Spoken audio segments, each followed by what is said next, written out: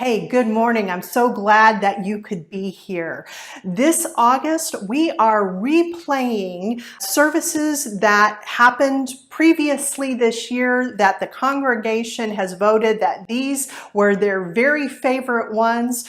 We're doing this to give staff and producers a little bit of a break so that we can ramp up for whatever is to come next, our whole new way of doing multi-platform church. So I hope you enjoy this service.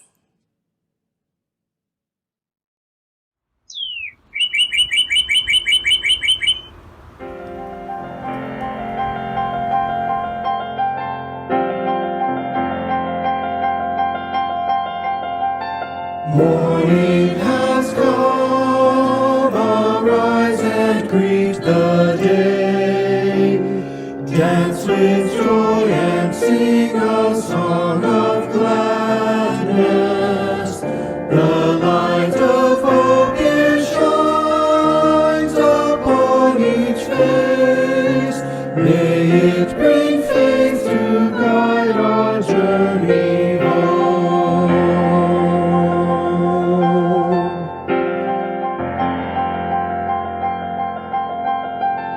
A new day dawns, once more the gift is given. Wonder fills this moment shared together. The light of peace it shines upon each face. May it bring faith to guide our journey home.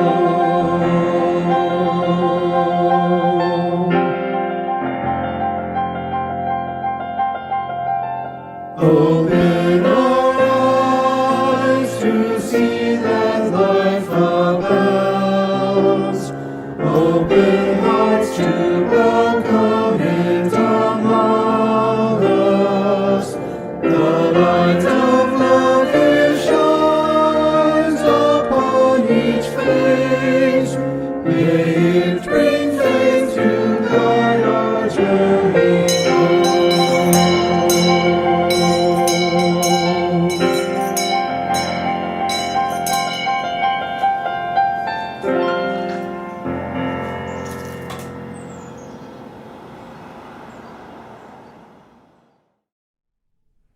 Good morning and welcome to Live Oak Unitarian Universalist Church. I'm Reverend Joanna. So glad that we can all be here today online, but somehow still connecting. If this is your first time with us, after the service, I invite you to go to liveoakuu.org, and you're going to see a lot of links that will hopefully be helpful to you, including a place where you can sign up for our weekly email newsletter.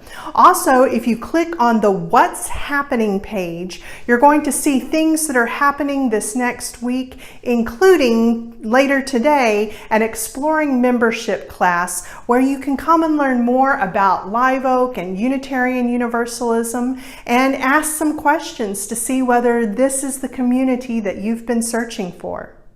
One of the things that we will talk about in that gathering is the history of the chalice. But for now, let me just tell you that it is part of Unitarian Universalist tradition to light a chalice at the beginning of our worship services and other gatherings. And so now for everyone, if you have a candle or a chalice near, I invite you to draw it towards you as we light our chalices together.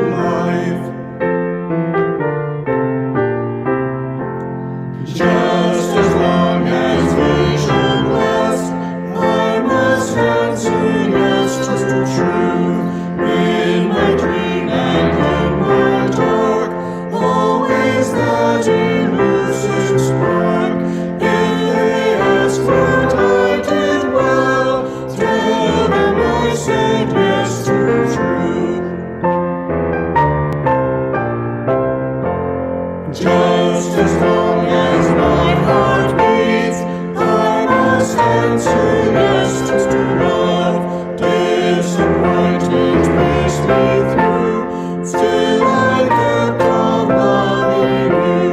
If they ask what I did best, tell them I said yes to love.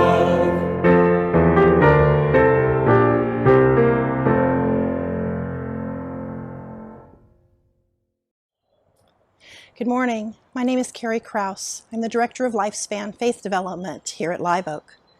Thank you so much for joining us this morning for worship. Today's big idea is Spite Fences by Paul Beckel. The story can be found in What If Nobody Forgave. Not too long ago, 4 neighbors were living together in peace and harmony. They liked to get together to play and sing and to have barbecue. They grilled out so often, in fact, that one of the neighbors built a permanent grill in her backyard. Now, these friends always liked to eat hamburgers when they barbecued. Now, some ate them with cheese, and some preferred only lettuce, and others, a few of them, liked big globs of steak sauce on their burgers. They liked the fact that they could all eat their hamburgers any way they wanted. One day, the neighbor with the grill got the job in another city and had to move away. As the remaining friends waved goodbye, they shed a few tears because they were sure that no one would ever be able to take the place of the friend who'd built the neighborhood grill. A few days later, a new neighbor moved in. The others watched carefully as the new neighbor moved in her things.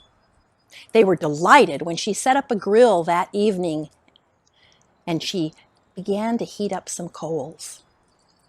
She was going to fit right in. But wait a minute, where was the hamburger?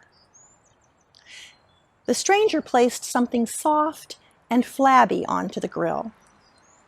And as it cooked, it gave off an odor that was too unfamiliar to be pleasant. Phew, said the other neighbors. Everyone ran into their homes and locked the doors. The new neighbor soon came around knocking on doors to invite everyone to dinner.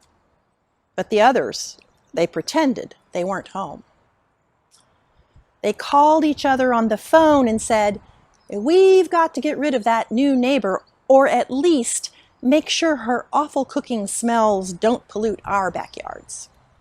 They decided they would build fences around their backyards.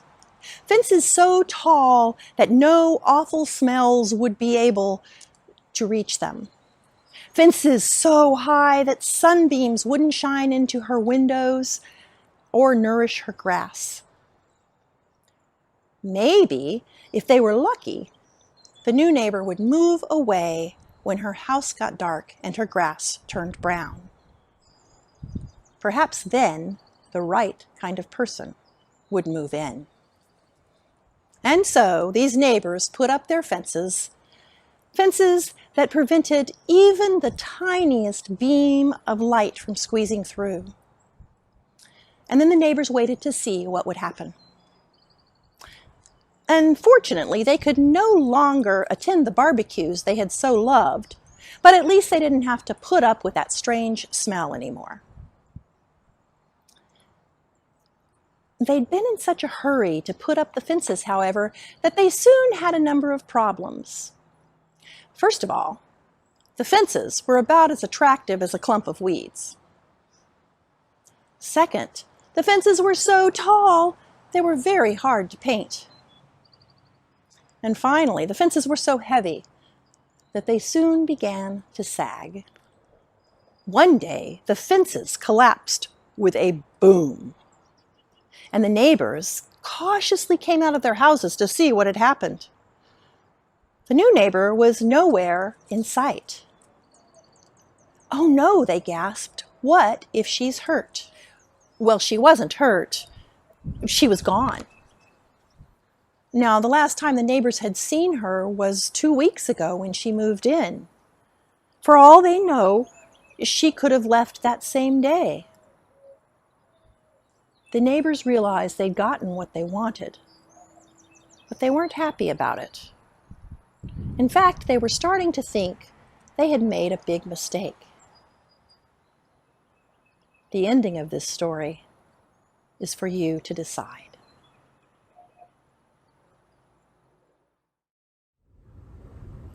The Open Society and Its Enemies by Karl Popper, 1945.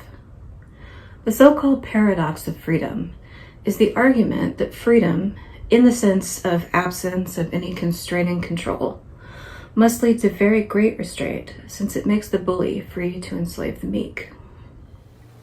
Less well known is the paradox of tolerance.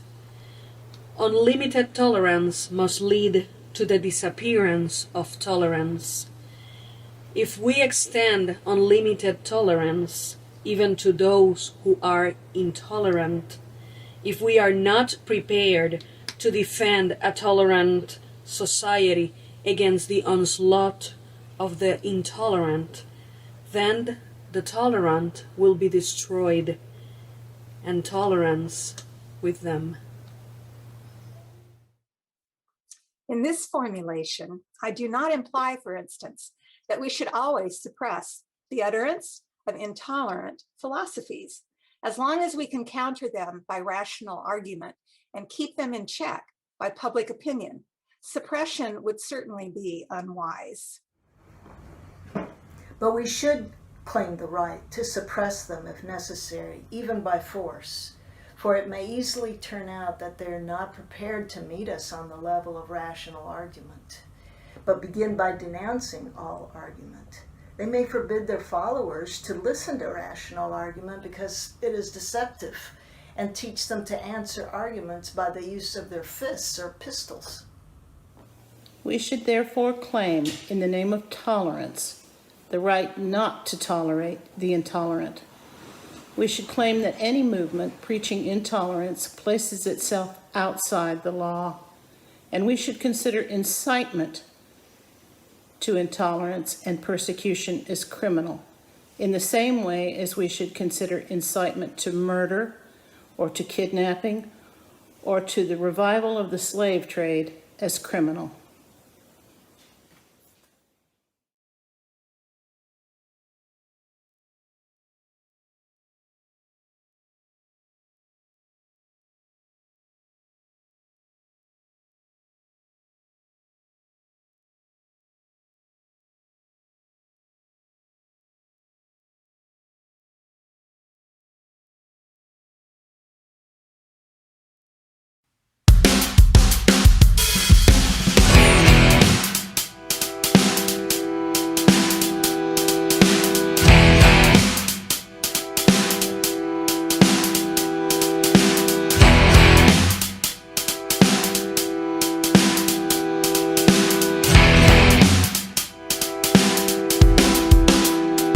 This is where the party ends. I can't stand here listening to you and your racist friend.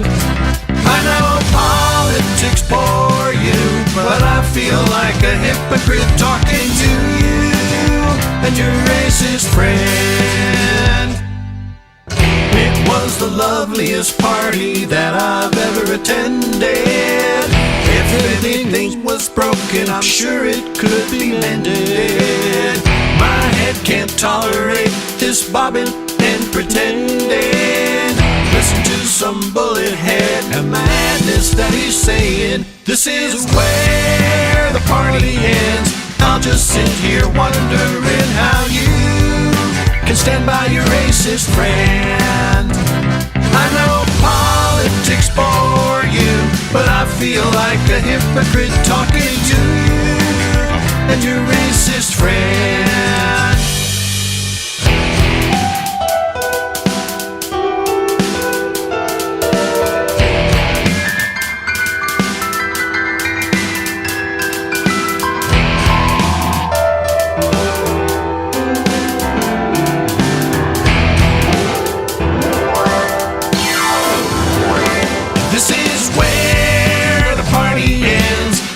Stand here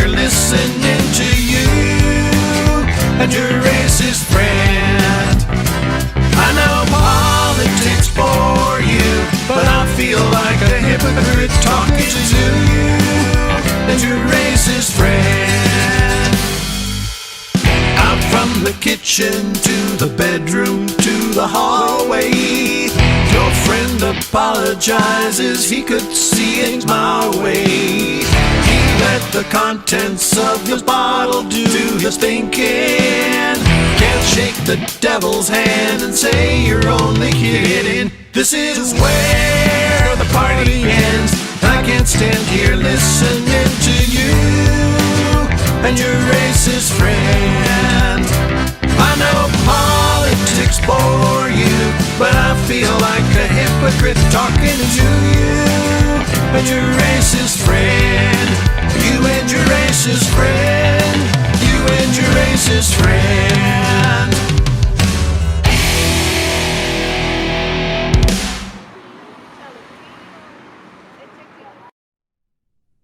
This month at Live Oak, we are talking about the continuum between freedom and boundaries, because they have to work together in order to have the amount of freedom we wish to have. We have to have some boundaries in place. It can get complicated, and that brings us to the paradox of tolerance. Maybe you've had some arguments about this over the years, as people who were for intolerance accused you of not being tolerant of their intolerance. It's okay to own that. It's okay to say absolutely, and to reference Karl Popper, who specifically talked about this paradox of tolerance. As you heard in today's reading, he spoke openly about the fact that was just a necessity, that you could not have completely open tolerance in which we were tolerant to absolutely everything, because at a certain point you cross the line and become tolerant to intolerance itself. And in Popper's view, at a certain point when we do that, the intolerance can then take control and we're left with no freedom, no tolerance. But where exactly should that line be where we say, okay, this is too much intolerance, we have to draw a line? That's the conundrum. That's the conundrum that Karl Popper was talking about, and it is the one that we are dealing with today. Popper felt that we should avoid trying to enforce this boundary through laws or through force, as long as we can counter them by rational argument and keep them in check by popular opinion. The problem is, when Popper was writing this, it was before the internet, it was before social media, it was before 24-hour news and unfettered talk radio.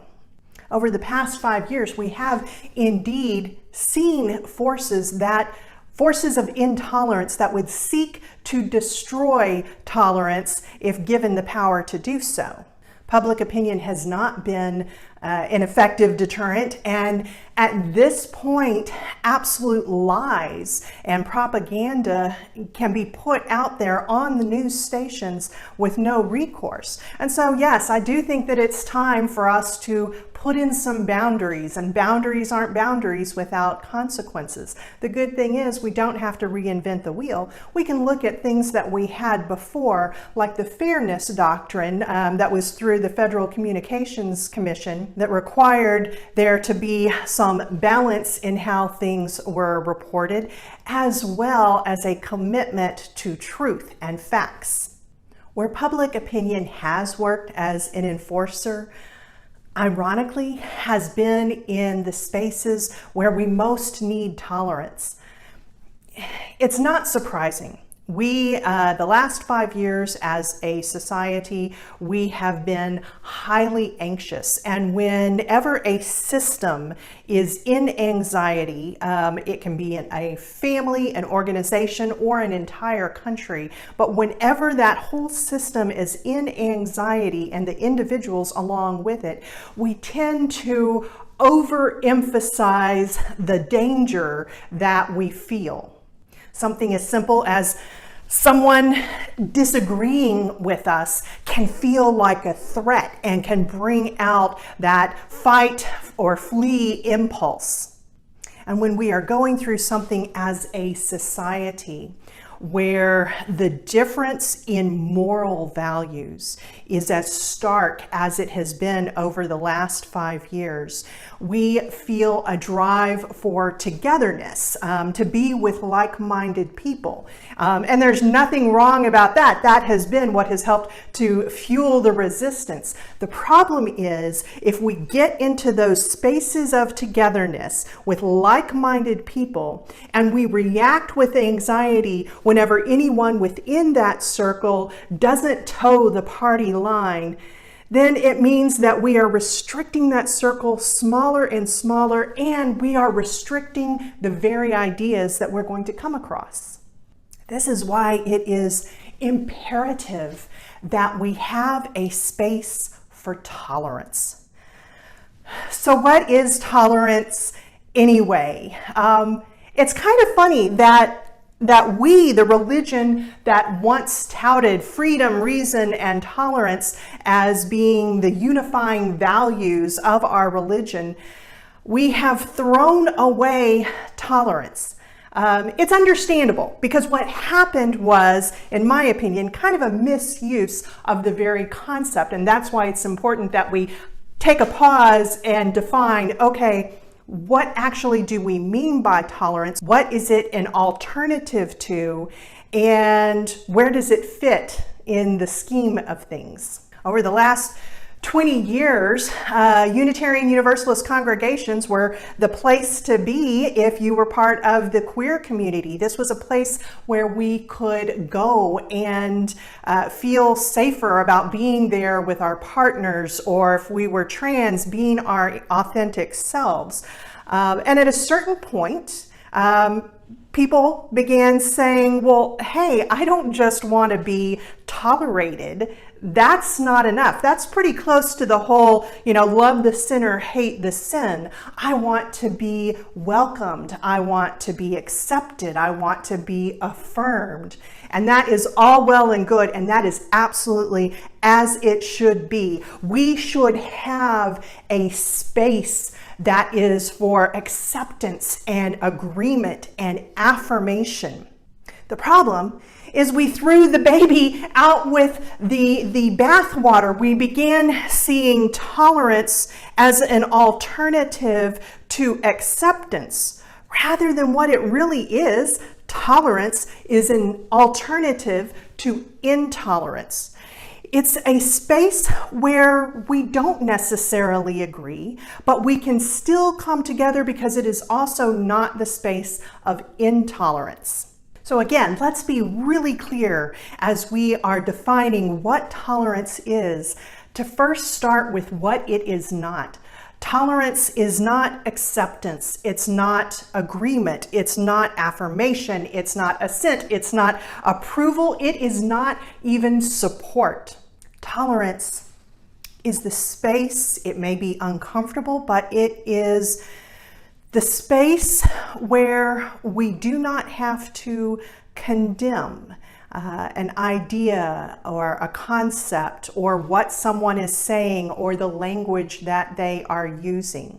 Tolerance is not the space of acceptance, but it's also not the space of intolerance.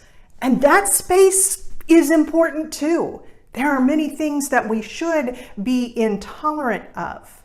The problem is we threw out the whole concept of tolerance, and so now there are only two choices, either complete agreement or absolute condemnation.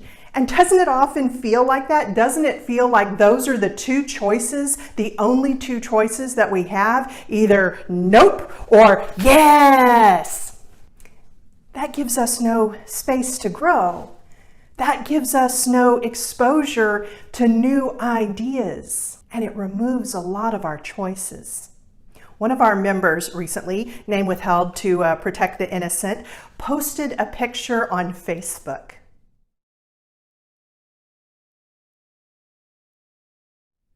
Yes, that is a picture of chocolate-covered pickles. I find the picture disgusting. I am repulsed. I wrote in comments and I said, hey, I'm trying to write a sermon on tolerance and this picture makes it really difficult. Exactly. That's the point. Tolerance isn't supposed to be easy. What's that old line, about, if it was easy, everyone would be doing it. Tolerance is difficult, and it is supposed to be difficult. Tolerance is where we sit uncomfortably with people who have different opinions than we do and like different things than we are and choose to live their lives in different ways than we do. A space for tolerance means that I can be there, and I don't try to say that chocolate-covered pickles have no right to exist or that there is something wrong with the people who like those pickles. I can be there in this circle of people who absolutely love chocolate-covered pickles, and they can be who they are, and I can be who I am. And sure, they may invite me, even encourage me to give it a try, but I still get to make my own choice. I am not a bad person for not trying that. They are not bad people for eating that and liking that. Of course, I am back to self-differentiation, which is a key part of tolerance, and it's a key part of emotional maturity. Being able to be who I fully am and allowing other people to be who they fully are. And the circle of tolerance also gives me room to change and experiment. And it could be that after 20 people whose opinions I really respect say, I know it sounds weird, but it tastes actually really good, you should try it, I might be willing to give it a try. And I might not. It's my choice. And if I try it, I may say, it's just as disgusting as I thought. And I can do that. I get to decide within that circle of tolerance. The alternative, again, is not agreement or affirmation or acceptance. The alternative is intolerance. And in the circle of intolerance, there is only one right answer, and there is no self-differentiation. Either you are completely a wrong person, a bad person for not being willing to try this or not being willing to like it, or you are a bad person because you like this disgusting thing. That is intolerance. Tolerance counters that and says we can have this middle space between agreement and condemnation. So, chocolate-covered pickles may be an easy one to take on, but let's take on something different. Let's take on something real. Because it's also important to acknowledge this. The circle of tolerance requires humility and it requires vulnerability. And we need more of both as we try to make sense of everything. Things are changing very rapidly. And I'm not talking about things like the pandemic, which frankly isn't changing as rapidly as we would like. I'm talking about the cultural mores that especially over the past 5 years, the speed at which they change has been rapidly accelerating. And often we need some space to try and figure out some things, to look at things that we have done in the past and make a decision about whether we should make a change or an alteration. The first characteristic of liberal religion, according to James Luther Adams, is that we understand that revelation is continuous. We're always learning new things and developing new ideas and new understandings of the world. But it doesn't happen overnight. Revelation is continuous, speaks to an evolution. And evolution is a process, and there is not a definitive guide to everything that is good and right in the world. If there were, I would be the first one trying to memorize it. We got to figure it out on our own, but when I say on our own, I don't mean individually. Some of the best decision making and discussion comes in a group. So let me be vulnerable and share with you where I am on one of these specific language things. Metaphors using the words dark and light. To me, this is complex, and it depends on the context in which the words are being used. Now, for some people, it's not complex at all. There are some people that say use all the words and there should be no limitations, or even questioning why we use certain metaphors. And there are also the people that specifically with this would say dark has been used as a pejorative historically, and light has been used to mean good, and therefore we should never use those metaphors, period. Like I said, for me, it's more complex. I do try to avoid using dark to mean bad. For instance, I try to not say dark humor. Instead, I will speak of morbid humor.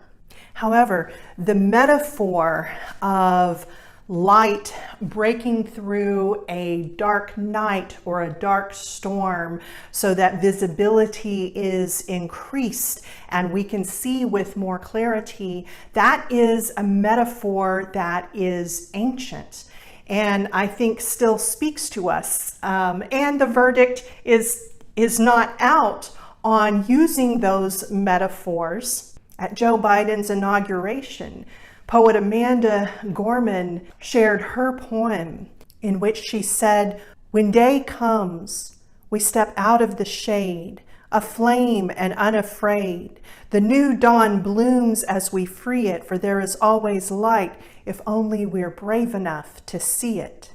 And so I, at this point, still use it as a metaphor, even as it brings in the words of dark and light, even as it brings in bodily metaphor. I still think that it is powerful. And I equally believe that the metaphors around dark and night as being a place of mystery and safety are powerful. So I try to use the metaphor in both ways. Night coming tenderly black like me. And we saw this last December for Advent. Rather than having our weekly ritual be one of lighting the candles, instead we extinguished the candles and spoke about that power of the dark. Both and. This year, every month with our themes, we have been trying to move away from binary thinking, right and wrong, this and that, and instead move toward continuum thinking.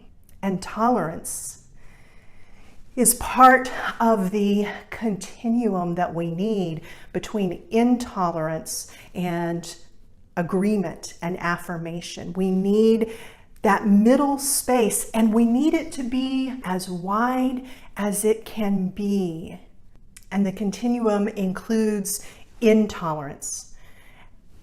And just as we have a box for tolerance, for all that we are going to be willing to tolerate, even if we are uncomfortable with it, we absolutely should have a box for intolerance, for the ideas that actually impact another person's safety and well-being.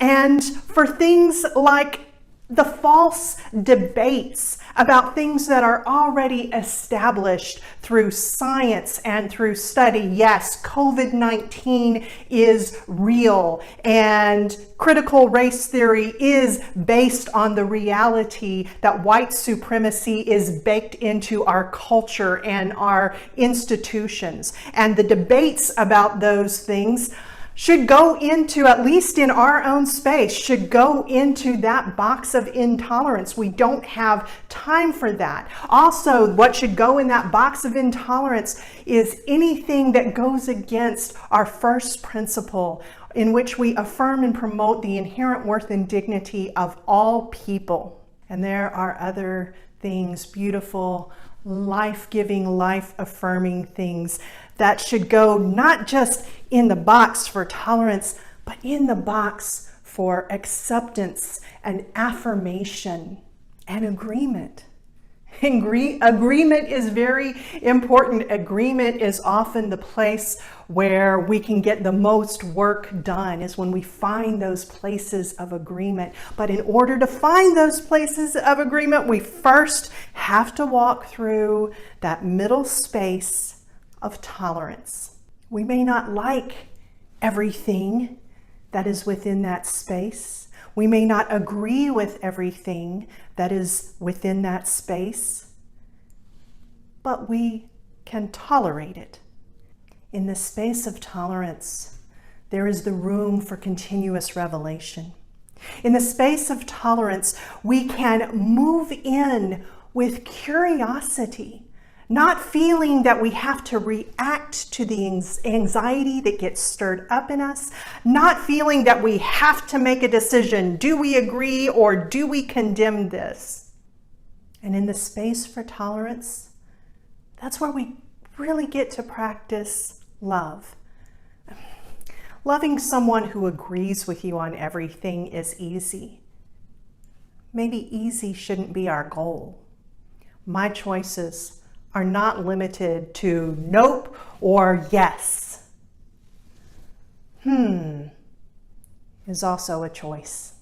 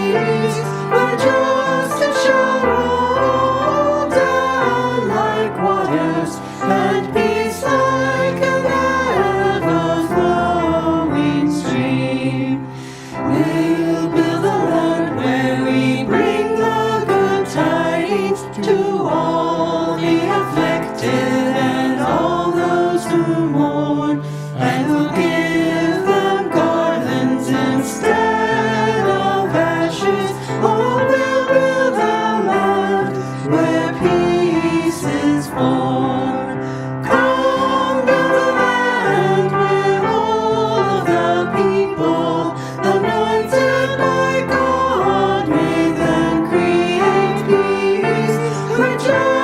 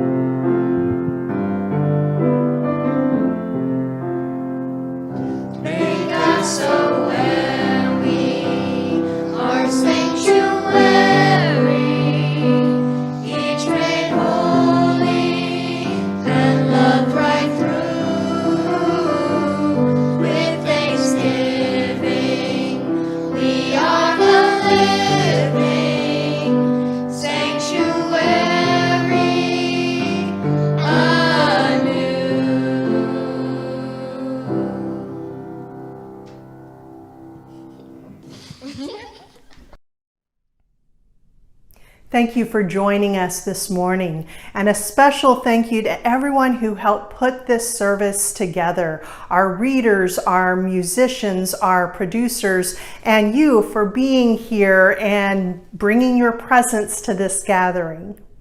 May you go forward this week.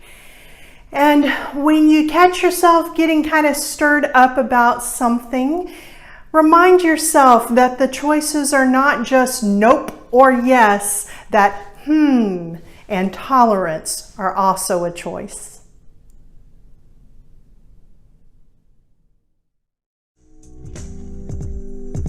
Soon the day will arise when we will be together, and no longer will we live in fear. And the children will smile without wondering whether on that day thunder clouds will appear. Wait and see what a world there can be if we share, if we care, you and me. Wait and see